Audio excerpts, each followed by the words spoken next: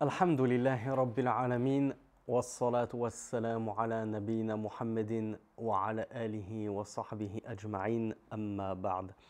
Nous entamons notre troisième et dernier cours concernant l'explication et la méditation de Surat Al-Fatiha, comme nous ne l'avions jamais médité. On avait entamé notre dua. Iyyaka na'budu wa iyyaka nasta'in ihdina as-sirata al-mustaqim. Donc revenons à cette dernière partie de Surat Al-Fatiha. Iyyaka na'budu, c'est toi seul que nous adorons. Le Cheikh Mohammed ibn Abdul Wahhab rahimahullah nous dit Ay a'buduka ya Rabb bima mada. Pourquoi je t'adore Allah? Je t'adore, et toi en l'occurrence uniquement, au détriment de tout autre que toi, en raison de ce qui a précédé. Qu'est-ce qui a précédé? Ce que je viens de lire juste avant de dire Iyyaka na'budu. Je t'adore en raison de tout cela, parce que à toi appartient toute la louange pour tout ce que tu mérites de louange, parce que tu es Ar-Rahman Ar-Rahim, le tout miséricordieux, le très miséricordieux. Tu es le maître du jour de la rétribution et ainsi de suite. Donc pour tout cela, A'buduka, je t'adore. Bihadihi thalath, nous rappelle le shir. Je t'adore par quoi? Par trois choses notamment, trois composantes. En t'aimant, l'amour, en ayant espoir en toi, ar-raja, et en te craignant, al-khawf. Ces trois composantes sont les trois composantes de l'adoration, nous rappelle le shir Mohammed ibn Abdul Wahhab, rahimahullah. Et donc quiconque détournerait l'une de ces trois composantes à un autre qu'Allah et qui se mettrait à aimer autre qu'Allah comme on aime Allah, comme certains infidèles le font par rapport à certains prophètes, qu'ils aiment comme ils aiment Allah, voire même plus qu'Allah. D'autres aiment des anges, d'autres aiment des statues, comme on aime Allah subhanahu wa ta'ala. Eh bien, détourner cet amour à un autre qu'Allah, c'est ce qui les a fait tomber dans le polythéisme. De la même façon que la crainte et l'espoir, et nous l'avions vu dans le cours précédent. Voilà pourquoi le shir, rahimahullah, nous dit que dans ces trois versets, il y a une réfutation à l'encontre de ceux qui se seront accrochés par l'une de ces composantes de l'adoration à un autre qu'Allah subhanahu wa ta'ala. Comme ceux qui se sont...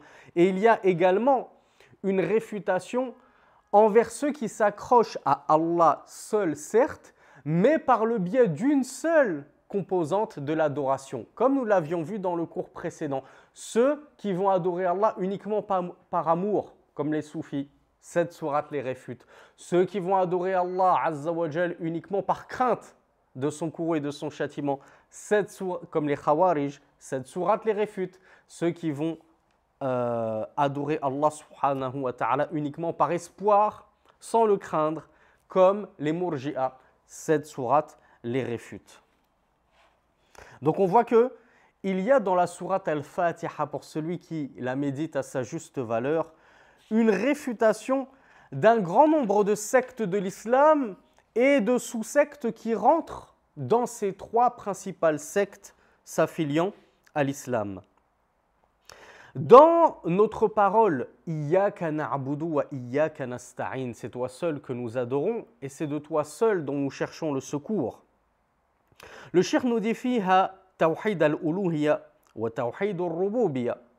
Dans ce verset-là, il y a une mention ou une notion de tawhid, de la divinité, qu'on appelle tawhid al-uluhiyya et qui s'appelle également tawhid al-ibada. Le tawhid de l'adoration. Vous allez voir pourquoi avec les explications de Cheikh Salih Al-Fawzan, hafidhahullah, incha'Allah. Et il y a une notion de tawhid al-rububiyya, le tawhid de la seigneurie.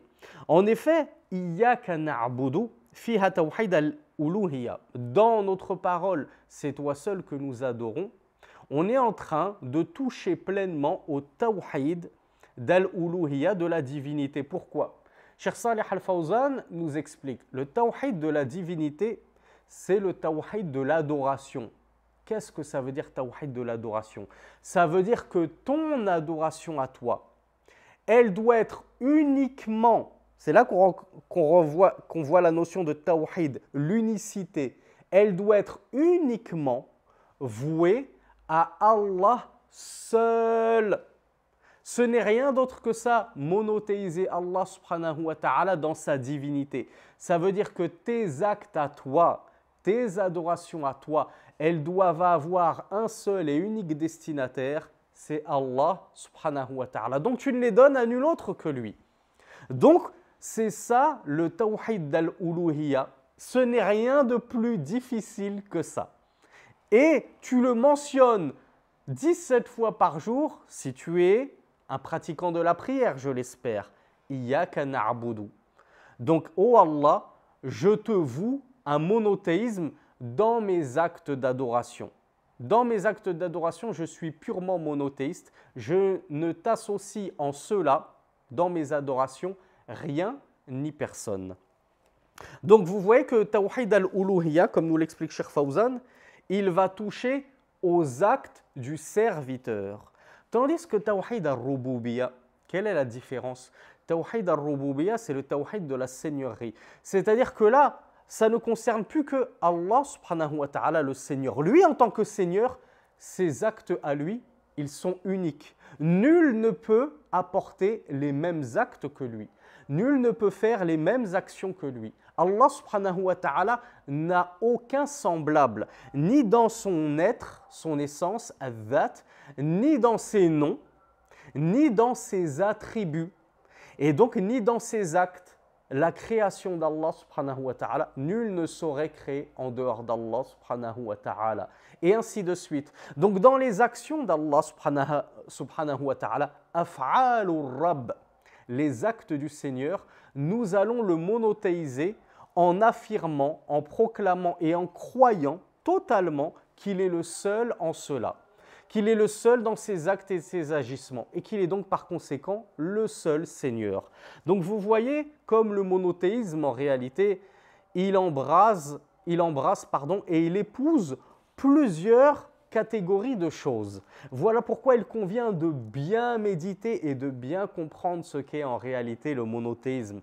Nombre d'affiliés à l'islam pensent avoir compris ce qu'était que l'unicité d'Allah, at-Tawhid, alors qu'en réalité, peut-être qu'ils adhèrent à une partie du monothéisme et que dans une autre partie du monothéisme, eh bien, ils se sont détournés de la religion de l'islam.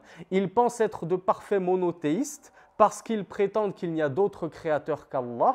Donc, ils affirment un seul Seigneur, mais dans leur pratique à eux, dans leurs adorations à eux, ils vont invoquer autre qu'Allah. Ils vont immoler pour autre qu'Allah.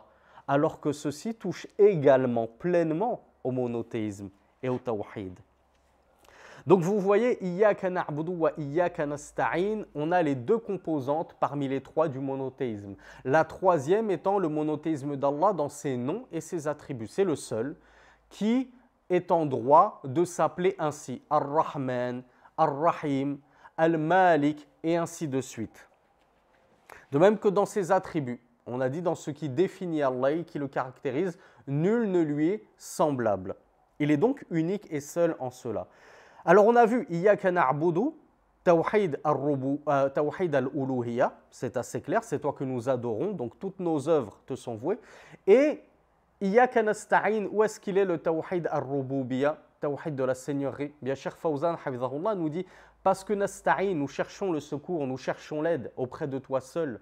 Mais qui apporte l'aide si ce n'est le Seigneur des mondes? Est-ce qu'un autre qu'Allah subhanahu wa ta'ala peut délivrer comment on appelle ça, le fourvoyé qui s'est perdu en mer? Il est seul au milieu de l'océan et les vagues font chavirer son navire. Cette parabole qu'Allah subhanahu wa ta'ala nous cite souvent en exemple dans le Coran. Qu'est-ce qu'Allah azza wa jal nous a rapporté concernant ces personnes affligées en plein tumulte dans l'océan? Qui est-ce qu'ils invoquent?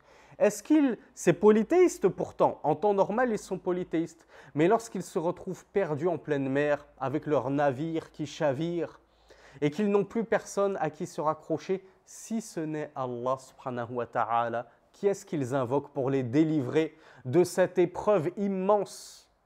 Ils invoquent Allah seul. Soudainement, ils deviennent monothéistes Ils ne reconnaissent plus qu'un Dieu vers lequel ils se tournent. Donc vous voyez, celui qui est capable de secourir comme ça, au-delà de ces 7 cieux, nul n'est capable de le faire si ce n'est le Seigneur. Donc voilà pourquoi il y a dans Iyyaka nasta'in, c'est de toi seul dont nous implorons le secours et que nous cherchons l'aide. Il y a la notion de ar-rububiyyah. Il y a la notion que je reconnais que le seul capable de me venir en aide, c'est Allah subhanahu wa ta'ala. Ni un prophète, ni un ange, ni le moindre saint dans sa tombe, ni le moindre gourou vivant. Il n'y a qu'Allah Azza wa Jal qui peut me venir en aide. C'est l'une des caractéristiques du Seigneur, nous dit Cheikh Salih Al-Fawzan. Voilà pourquoi je ne demande cette aide qu'à Allah subhanahu wa ta'ala et à personne d'autre que lui. Donc après avoir confessé à Allah que c'était le seul que j'adorais et que c'était le seul dont j'implorais l'aide, qu'est-ce que je fais? Eh bien, je lui place la dua numéro 1. La plus importante des doigts que je puisse lui demander, guide-moi sur le droit chemin. Parce que si je suis guidé sur le droit chemin et que je meurs sur ce droit chemin, eh bien je n'ai d'autre destination finale que le paradis. Or, n'est-ce pas ce que tout un chacun d'entre nous souhaite et demande au plus profond de lui-même, gagner le paradis? Eh bien, si je veux gagner le paradis en amont, il faut que je chemine sur ce droit chemin, l'islam tel qu'il a été révélé au prophète Muhammad sallallahu alayhi wa sallam, et non pas cet islam dénaturé que tente de nous proposer et à laquelle nous appellent les hérétiques. Et Hadina Sirat al-Mustaqim, guide-nous sur le droit chemin, il y a, comme nous le dit Cheikh Mohammed ibn Abdel Wahhab, rahimahullah, une indication qu'il y a des mubtadi'a, qu'il y a des innovateurs dans notre religion. Puisque sinon, ce serait contenté de dire Allah, guide-nous sur le chemin. Mais on précise, nous, on ne veut pas être guidé sur n'importe quel chemin. Guide-nous sur un chemin. Non, non, moi, je ne veux pas cheminer sur n'importe quel chemin. Je veux être guidé et emprunter le chemin droit, parce que j'en conclus qu'il y a d'autres chemins qui, eux, ne sont pas droits. Ils sont tortueux. C'est le chemin qu'empruntent les hérétiques, les gens de l'innovation. Et moi, je ne veux surtout pas cheminer dans la même voie qu'eux. Non, Allah, je te demande de me guider sur le chemin droit, celui qui mène directement à toi. Et donc, celui qui va me mener au paradis par conséquence. Cheikh Salih Al-Fawzan nous rappelle que Al-Hidayah, la guidée, elle est de 2 types. Premièrement, il y a la guidée dans le sens de Ad-Dalala, m'indiquer. Allah, oh Allah, indique-moi déjà, parmi tous ces chemins-là qui me sont proposés, lequel dois-je emprunter? Oh Allah, indique-le-moi. C'est ça la première des guidées. Montre-moi c'est lequel. D'abord, je veux juste le voir de mes propres yeux. Je veux voir il se trouve où, afin, Inch'Allah, de pouvoir m'engager dans cette voie-là. Ça, c'est le premier sens d'Al-Hidayah, la première des guidées. C'est déjà qu'Allah t'indique le droit chemin. Il t'a guidé, c'est-à-dire il t'a emmené devant l'entrée du chemin. Ça, c'est la première type des guidées. Mais cette guidée, Allah Azza wa Jal, n'y a-t-il pas guidé l'humanité tout entière par l'envoi des messagers, par l'envoi de ses livres? Allah Azza wa Jal n'a laissé personne sans guider. Il leur a envoyé des prophètes pour leur montrer la voie droite. Il leur a descendu des livres, notamment le dernier des livres, Al-Qur'an, pour montrer à l'humanité tout entière le droit chemin. Qur'an qui a été traduit dans quasiment toutes les langues. Qui aujourd'hui peut prétendre ne pas avoir eu accès à la guidée? Qui pourra rencontrer Allah Azza wa Jal parmi les gens de notre époque? Qui pourra rencontrer Allah Azza wa Jal Yawm al-Qiyam et lui dire « Wallah, moi, je faisais partie de ceux qui n'ont pas eu accès à la guidée. J'avais jamais entendu parler qu'il existait un droit chemin qui menait à toi. » Le Coran a été traduit dans toutes les langues. Le prophète sallallahu alayhi wa sallam a éduqué toute une génération de musulmans qui ont éduqué une autre génération de musulmans jusqu'à ce qu'aujourd'hui, walhamdulillah, il est rapporté que nous sommes quasiment en tant que musulmans 2 milliards sur terre. Aujourd'hui en 2024, nous approchons les 2 milliards de musulmans. Qui peut dire moi je n'ai jamais entendu parler de l'islam.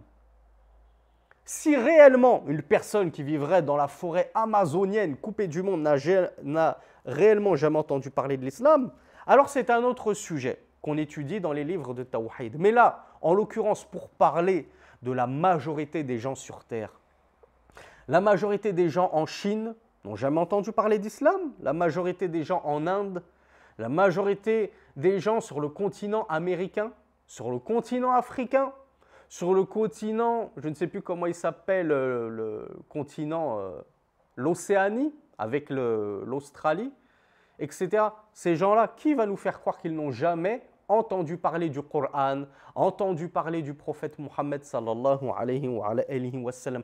Donc en cela, Allah les a guidés à l'islam. Dans le sens, il leur a présenté l'islam. Il leur a indiqué quel était le vrai chemin. Le vrai chemin, c'est l'islam. Vous voulez en savoir plus? Je vous ai fait descendre un livre. Je vous ai fait descendre le Coran, qui bien souvent est traduit dans votre langue, en mandarin, en ourdou, en anglais, en bambara, tout ce que vous voulez. Donc plus aucune excuse. Ça, c'est la première des guidées à laquelle nous avons tous été guidés quasiment. Mais le deuxième type de guidée, c'est celle à laquelle nous n'avons pas tous été guidés. C'est Hidayatut Tawfiq, nous dit le Cheikh Saleh Al-Fawzan. C'est la guidée de la réussite. Oh Allah, après m'avoir indiqué le droit chemin, guide-moi dessus dans le sens, fais-moi réussir pour que j'emprunte ce chemin, que je chemine dessus et si possible que j'y reste jusqu'à ma mort. Donc il y en a qui se sont arrêtés à l'entrée du chemin, à la porte du chemin, mais Allah ne les a pas guidés pour qu'ils ouvrent la porte et rentrent pleinement dans ce chemin. Ils sont restés à attendre bêtement devant la porte. Ils ont refusé d'emprunter ce chemin. Voire pire, ils se sont détournés de ce chemin après qu'Allah leur ait montré c'est ça le droit chemin. C'est ça le chemin qui vous mènera à moi et au paradis. Certains ont dit non, moi je veux emprunter le chemin du Christ sauveur. C'est son chemin à lui que je veux emprunter. Je veux adorer le Christ car c'est lui qui détient mon salut. Et d'autres ont emprunté le chemin des idoles et ainsi de suite. Donc la hidayah, la guidée, elle est de deux types. Premièrement, la guidée d'indication, je vous indique le droit chemin. Deuxième type de guidée, la réussite, pour qu'Allah nous permette de réussir à cheminer sur ce chemin. Lorsqu'on demande à Allah subhanahu wa ta'ala, ihdina as-sirat al-mustaqim, on demande les deux types de guidée.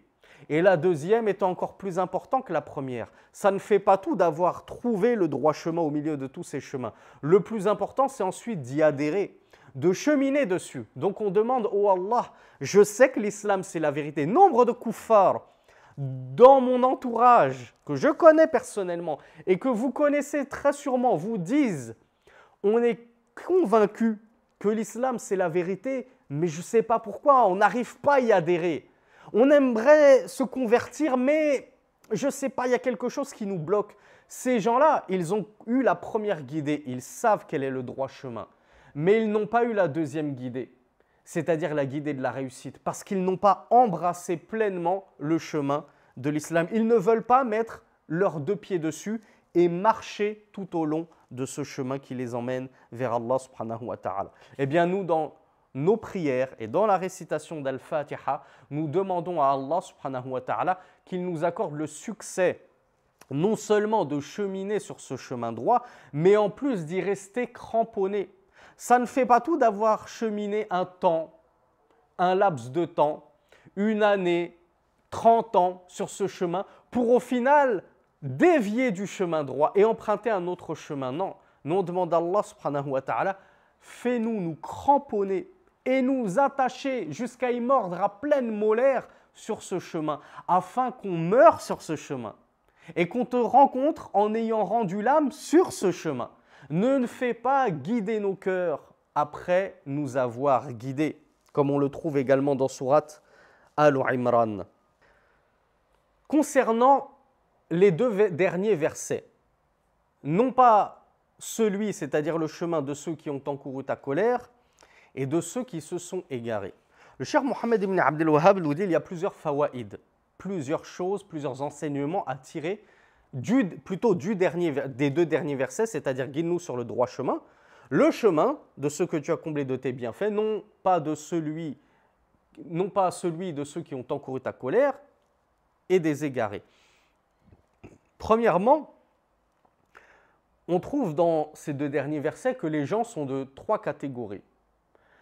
On peut les ranger dans trois catégories et pas quatre, soit l'un, soit l'autre.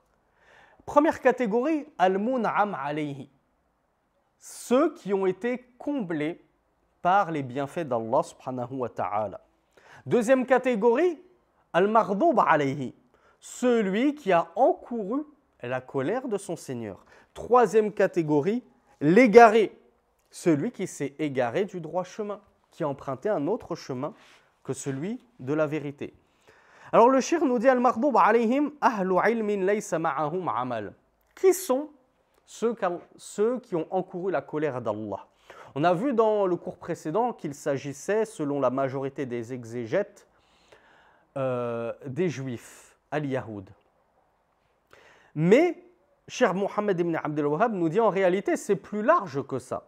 Ce n'est pas exclusivement les juifs comme s'il n'y avait qu'eux qui étaient concernés par ce verset. Il nous dit plutôt ceux qui ont encouru la colère d'Allah, ce sont tous détenteurs de science qui n'ont pas œuvré selon leur science. Et oui, à la tête de ces gens-là, qui sont ceux qui connaissent la vérité et qui, malgré cette connaissance de la vérité, l'ont rejetée et n'ont pas voulu y adhérer et n'ont pas voulu œuvrer selon cette vérité, bien sûr, il y a les juifs. D'ailleurs, Allah Azza wa Jal nous dit dans le Coran que les juifs, que les gens du livre, savent que ceci, c'est-à-dire le Coran, est la vérité.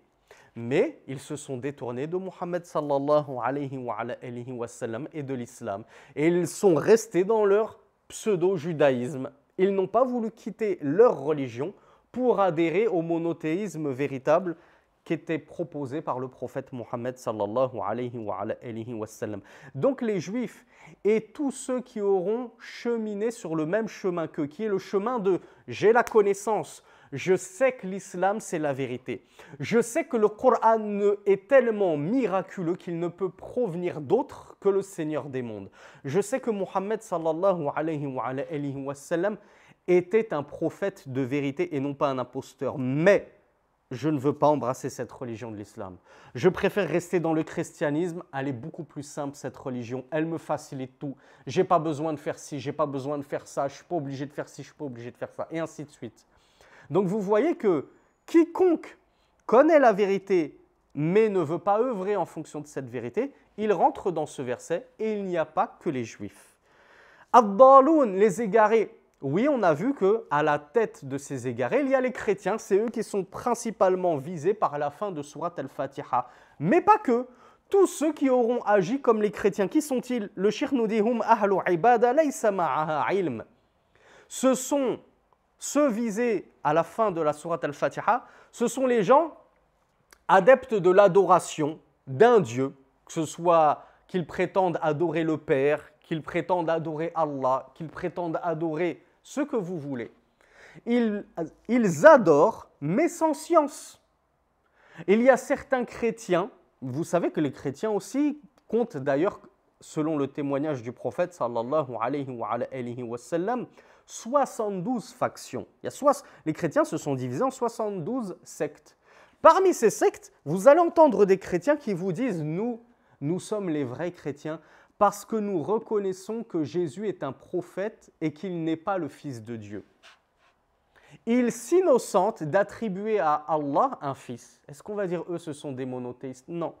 Ça reste des gens de l'égarement. Pourquoi? Parce qu'ils adorent Allah sans science.